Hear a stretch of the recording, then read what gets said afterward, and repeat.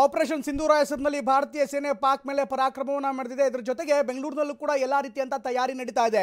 Blackout ಮಾಡೋದಕ್ಕೆ ಅಂದರೆ ಒಂದು ವೇಳೆ ಶತ್ರು ರಾಷ್ಟ್ರ ನಮ್ಮ ಮೇಲೆ ದಾಳಿ ಮಾಡಿದ್ರೆ ಅದಕ್ಕೆ ಹೇಗೆ ತಯಾರಿ ಮಾಡಬೇಕು ಅನ್ನೋ ಕಾರಣಕ್ಕೋಸ್ಕರ ಬೆಂಗಳೂರು ಸೇರಿ ಅನೇಕ ನಗರಗಳಲ್ಲಿ ಬ್ಲ್ಯಾಕ್ಔಟ್ ಮಾಡೋದಕ್ಕೆ, ಅದರ ಅಣುಕು ಪ್ರದರ್ಶನವನ್ನು ಮಾಡೋದಕ್ಕೆ ಈಗಾಗಲೇ ಮುಂದಾಗ್ತಾ ಇದ್ದಾರೆ. ಸಿವಿಲ್ ಪಡೆ, ವಿಧಾನಸೌಧ, ಹಲಸೂರಿನ ಅಗ್ನಿಶಾಮಕ ಠಾಣೆ ಆವರಣ ಸೇರಿದಂತೆ ಕಾರ್ಪೊರೇಷನ್ ಸರ್ಕಲ್, ಖನಿಜ ಭವನ ಹೀಗೆ ಸುತ್ತಮುತ್ತಲಿನ ಭಾಗದಲ್ಲಿ ವಿದ್ಯುತ್ತನ್ನು ಆಫ್ ಮಾಡಲಾಗುತ್ತೆ. ಮೆಜೆಸ್ಟಿಕ್ನ ಮಯೂರ ಹೋಟೆಲ್, ವಿಜಯನಗರ ಎಲ್ಲ ಭಾಗಗಳಲ್ಲಿ ಅಣುಕು ಪ್ರದರ್ಶನವನ್ನು ಮಾಡಲಾಗುತ್ತೆ. ರಾಜಾಜಿನಗರ ಸೇರಿ ಹಲವೆಡೆ ಬ್ಲಾಕ್ ಔಟ್ ಪ್ರದರ್ಶನವನ್ನು ಮಾಡಲಾಗುತ್ತೆ.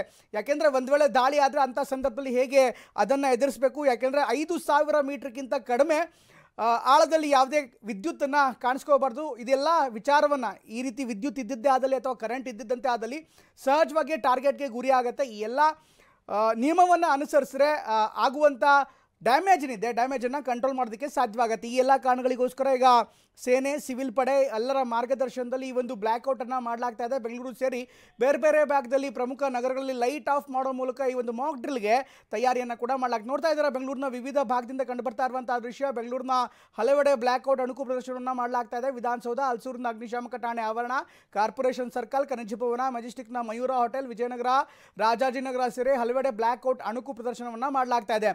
ಹಠಾತ್ ಆದಂಥ ದಾಳಿ ಆದಂಥ ಸಂದರ್ಭದಲ್ಲಿ ಏನು ಮಾಡಬೇಕು, ಯಾವ ರೀತಿ ಬ್ಲ್ಯಾಕ್ಔಟ್ ಮಾಡಬೇಕಾಗತ್ತೆ, ಬ್ಲ್ಯಾಕ್ಔಟ್ ಮಾಡೋ ಮೂಲಕ ಯುದ್ಧ ವಿಮಾನಗಳಿಗೆ ಅಥವಾ ಶತ್ರು ರಾಷ್ಟ್ರ ಟಾರ್ಗೆಟ್ಗಳಿಗೆ ಅಷ್ಟು ಸುಲಭವಾಗಿ ಪತ್ತೆ ಹಚ್ಚೋದಕ್ಕೆ ಸಾಧ್ಯವಾಗಲ್ಲ. ಜೊತೆಗೆ ಮನೆಯ ಬೆಳಕಲ್ಲದೆ ವಿದ್ಯುತ್ ದೀಪ, ಬೀದಿ ಬೆಳಕೇನಿದೆ, ಬೀದಿ ಬೆಳಕನ್ನು ಕೂಡ ತತ್ಕ್ಷಣಕ್ಕೆ ಆಫ್ ಮಾಡಲಾಗುತ್ತೆ.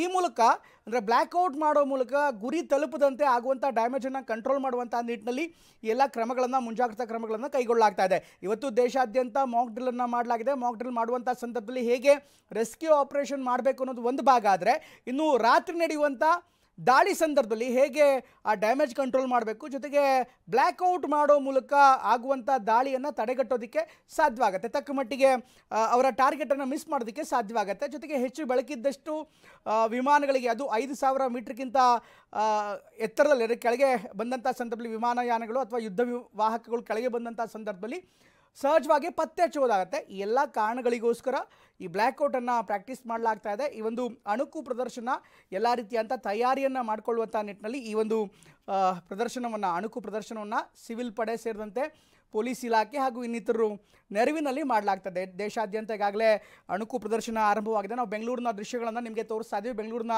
ಬೇರೆ ಬೇರೆ ಭಾಗದಲ್ಲಿ ಪ್ರಮುಖವಾಗಿ ವಿಜಯನಗರ, ರಾಜಾಜಿನಗರ, ಮೆಜೆಸ್ಟಿಕ್, ಖನಿಜ ಭವನ ಮತ್ತು ಕಾರ್ಪೊರೇಷನ್ ಸರ್ಕಲ್ ವಾಹನ ಓಡಾಟ ಇನ್ನೂ ಕೂಡ ಇದೆ. ಇನ್ನೂ ಆರಂಭವಾಗಿಲ್ಲ ಕಾರ್ಪೊರೇಷನ್ ಸರ್ಕಲ್ ಬಳಿ. ಆದರೆ ಖನಿಜ ಭವನದ ಸುತ್ತಮುತ್ತ ನೋಡ್ತಾ ಇದ್ದೀರಾ, ತಕ್ಕ ಮಟ್ಟಿಗೆ ಇನ್ನು ಕೆಲವೇ ಹೊತ್ತಿನಲ್ಲಿ ಮಾಡುವಂಥ ಸಾಧ್ಯತೆ ಇದೆ, ಬ್ಲ್ಯಾಕ್ಔಟ್ ಮಾಡುವಂಥ ಸಾಧ್ಯತೆ ಇರುತ್ತೆ.